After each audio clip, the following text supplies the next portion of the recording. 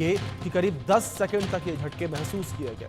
भूकंप के झटके महसूस होते ही लोग अपने घरों से बाहर निकल आए और राष्ट्रीय भूकंप विज्ञान केंद्र के मुताबिक भूकंप का केंद्र हरियाणा का झज्जर था। सुबह 9:04 पर रिएक्टर स्केल पर 4.4 तीव्रता का भूकंप महसूस किया गया। हरियाणा के जिंद, बहादुरगढ़, सोनीपत में भी भूकंप के जबरदस्त झटके महसूस हुए।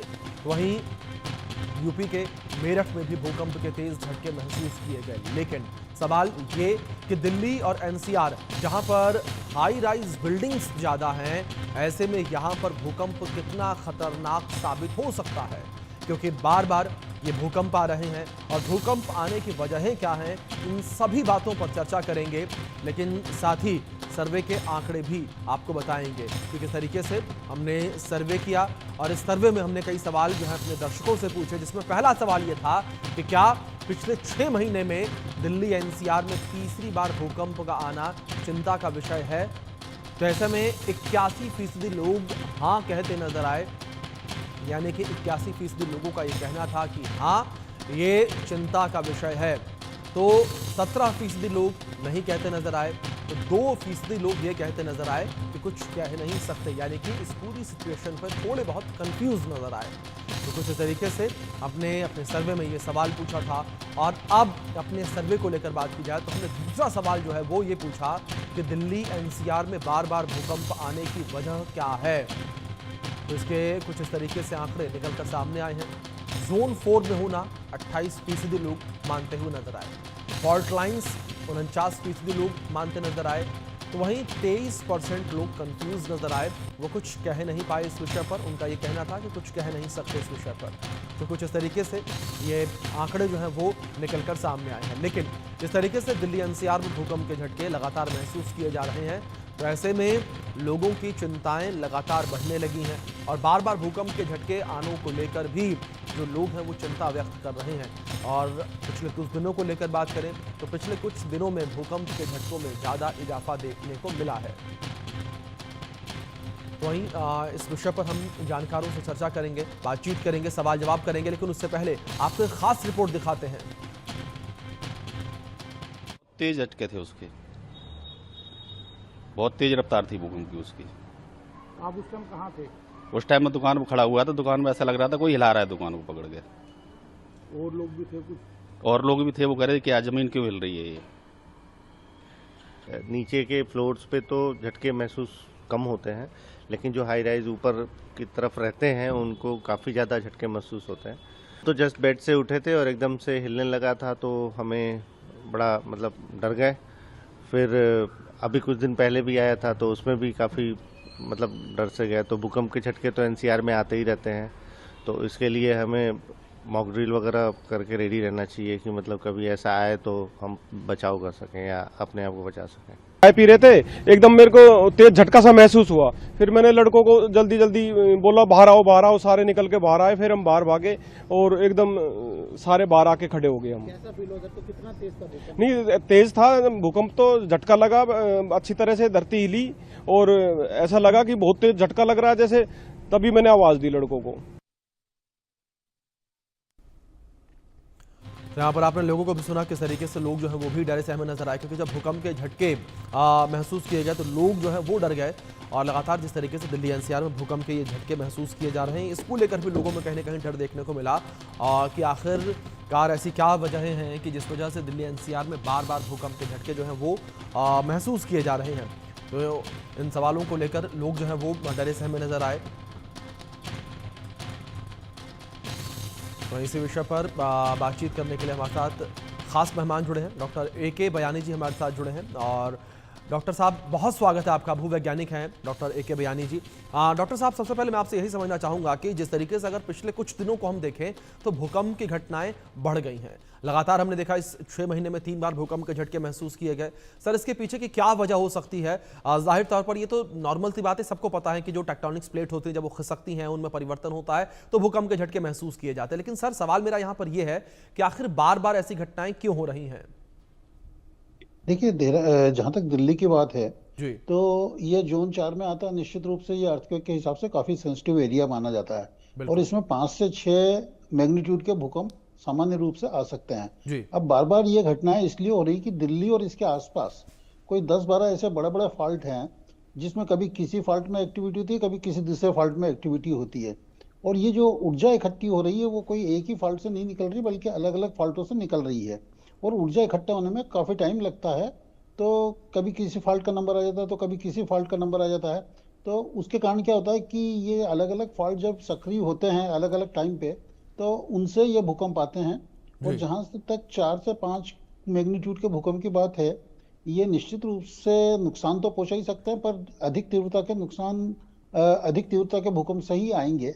तो मेरा ऐसा मानना है कि ये भूकंप जो आ रहे हैं अभी फिलहाल ये कम मैग्नीट्यूड के, पर दिल्ली का अगर हम इतिहास देखें तो यहाँ पर 11 और 12 सेस्मिक इंटेंसिटी इसके लिए यानी हाईएस्ट मैग्नीट्यूड के भी भूकंप रिकॉर्ड किए गए थे। और ये बात 1893 या 94 की है। उसका बहुत ज़्यादा स्पष्ट रिकॉर्ड तो नहीं है, पर जो उस वक्त जो नुकसान हुआ था उसकी बेसिस पे निकाला गया। और यहाँ पर जो भूकंप इन दिनों लगातार बढ़ रहे हैं, तो निश्चित रूप से इसके कई कारण भी हो सकते हैं, दूसरे कारण भी हो सकते हैं। जैसे दिल्ली में जल का दोहन बहुत अधिक हो रहा, भूगर्भ जल का। जी। तो भूगर्भ जल का दोहन बहुत अधिक हो रहा, तो नीचे पोर स्पेसेस जो हैं पानी की वो खाली हो रही हैं, तो उसके कारण भी लैंड सेटलमेंट हो सकता है और उसके कारण धंसाव होने की स्थिति बनती है। तो वो भी एक भूकंप का कारण हो सकता है यहाँ पर। और दूसरा टेक्टोनिक एक्टिविटी जो जमीन के अंदर चल रही है वो तो है ही। जी।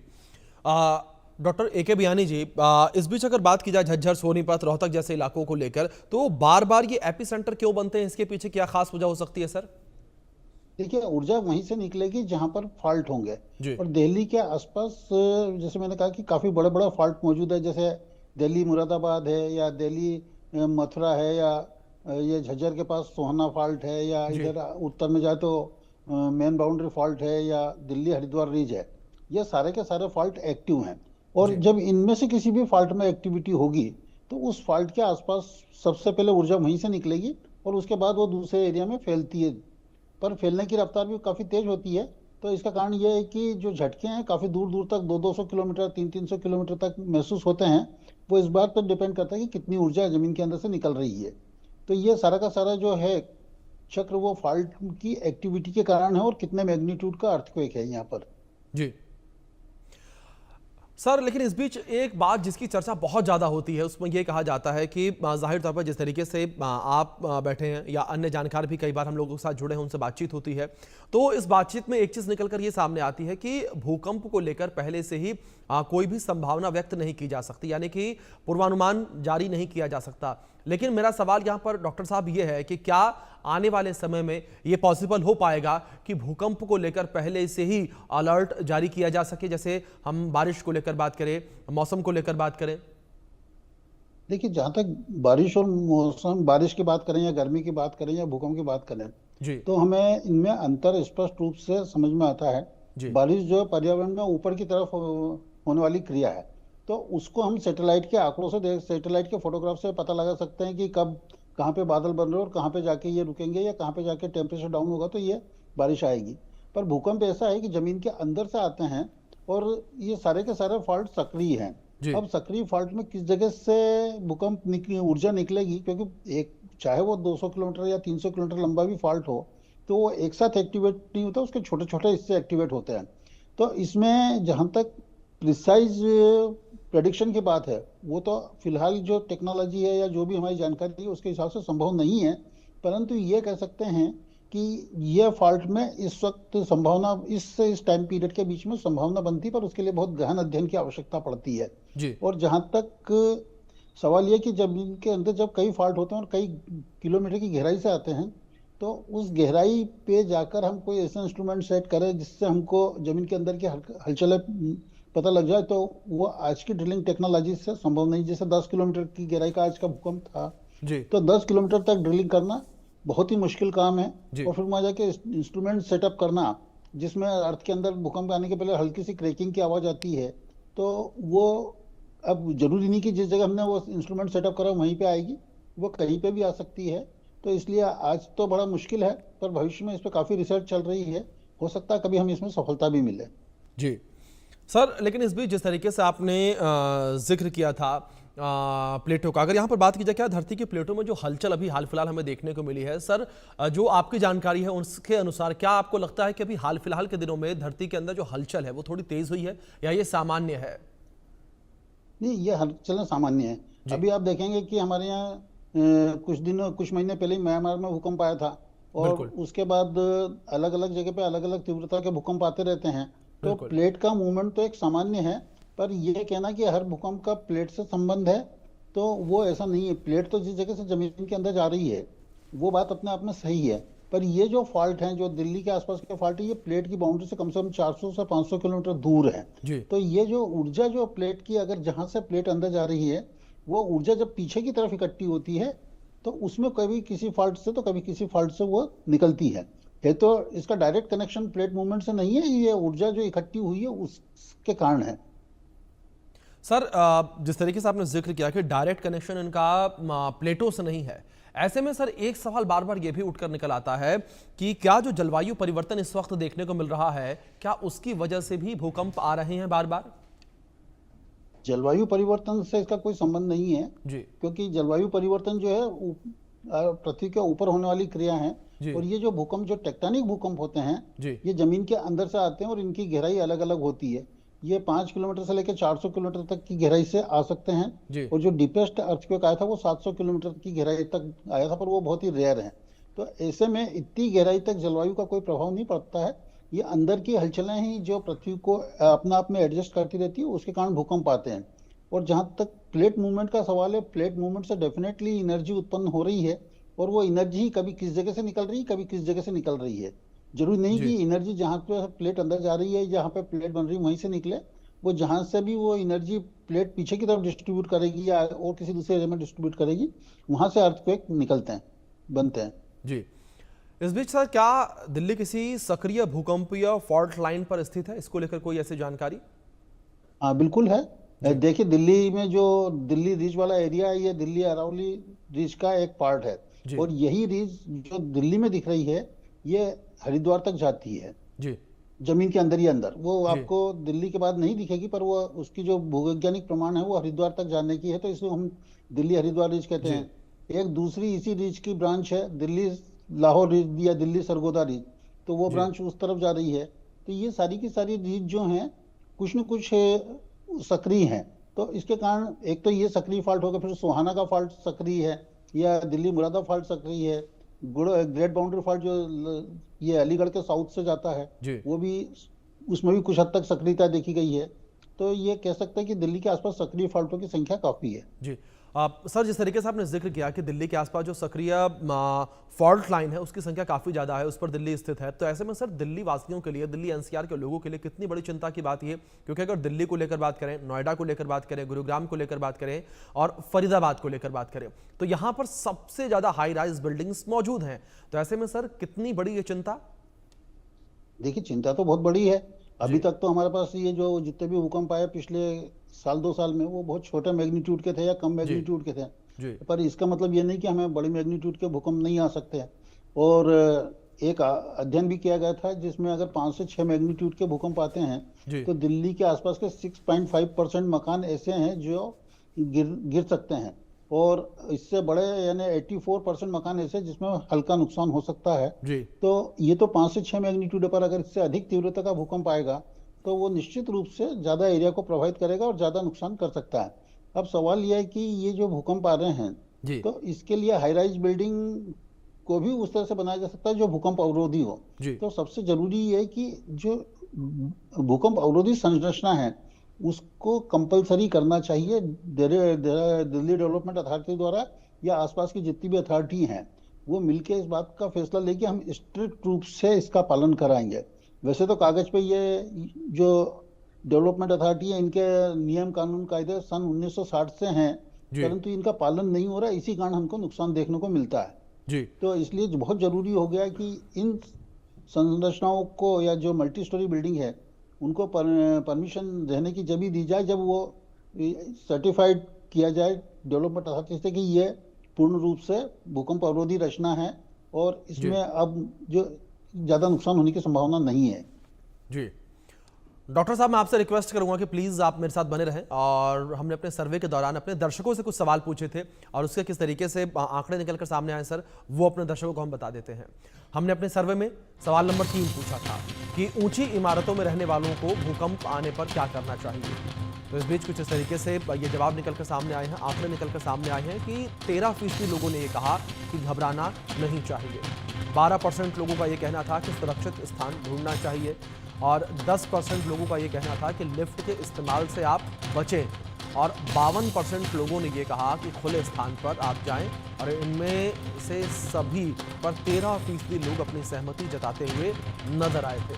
खैर, जितने भी ये बातें हैं, सारी बातें सही हैं। भूकंप आने पर आपको भी इन्हीं कदमों को है जो उठाना चाहिए ताकि आप और आपका परिवार सुरक्षित रह सके।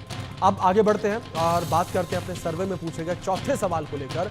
और हमने चौथा सवाल पूछा कि क्या बार बार धरती का हिलना किसी बड़ी तबाही की आहट है, जिसमें 62% लोगों का मानना था हाँ और 38% लोग ये कहते नजर आए कि नहीं और 0% लोग कंफ्यूज नजर आए। यानी कि सबसे ज़्यादा मेजोरिटी की हाँ की 62% लोग ये कहते नजर आए कि जिस तरीके से भूकंप के झटके लगातार सामने आ रहे हैं, इससे बड़ी तबाही हो सकती है। डॉक्टर साहब का रुख करेंगे, डॉक्टर ए के बियानी जी, मैं आपका रुख करूंगा। ऐसे में क्या सर ये सही माना जाए कि जो ये लगातार भूकंपों की श्रृंखला देखने को मिल रही है, छोटे छोटे भूकंप आ रहे हैं, तो क्या ये इशारा करते हैं कि आने वाले समय में एक बड़ा भूकंप आने वाला है दिल्ली एनसीआर में, एक बड़ी तबाही हमें देखने को मिल सकती है? देखिए, जहां तक बड़े भूकंप की संभावना है जी, उससे कभी हम इनकार नहीं कर सकते हैं, क्योंकि ये जोन 4 का एरिया है। अब सवाल ये है कि ये कब आएगा, किस वक्त आएगा, कितना मैग्नीट्यूड का होगा, इसका आज की तारीख में कोई प्रेडिक्शन नहीं हो सकता है। जी, हाँ, ये जरूरी है कि हम अगर इसके लिए तैयार रहें तो वो तैयारी हमारे लिए बहुत जरूरी है। और सबसे पहला जो होना चाहिए तैयारी के, जब भी भूकंप आए तो सबसे पहले व्यक्ति को स्वयं की सुरक्षा करना चाहिए। अगर वो स्वयं सुरक्षित है तभी वो दूसरों की मदद कर पाएगा। बिल्कुल। और इसके लिए जरूरी ये कि जो अगर हम घर में हैं या कहीं दुकान में या किसी ऐसी जगह है जहाँ पर छत है, तो सबसे पहले हमारे को ये पता होना चाहिए ऐसी कौन सी खाली जगह है जहां पर हम अपने सिर को और अपनी बॉडी को सुरक्षित रख सकें। जैसे टेबल के नीचे बैठ जाएं या अलमारी के अंदर चले जाएं या 2 कमरों के बीच की जो दीवार है उसकी जो लकड़ी की फ्रेम है उसके नीचे खड़े हो जाएं।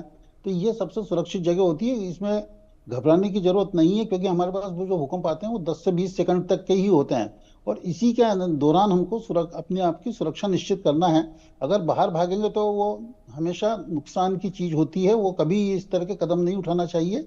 जहां तक हो सके घर के अंदर ही रहें और ऐसी जगह जाएं जहां पर हमको ऊपर से अगर कोई चीज गिरती है तो सबसे पहला प्रहार उसी चीज पे हो और वो उसको रेजिस्ट करे, और बाद में अगर वो टूटती है तो बात अलग है, अदरवाइज हमको वो बचा लेगी। जी, बिल्कुल। सर, बहुत शुक्रिया आपका जुड़ने के लिए और अपना कीमती वक्त इंडिया न्यूज़ को देने के लिए। फिलहाल हम भी अपने दर्शकों से यही अपील करेंगे कि अगर कभी भी भूकंप के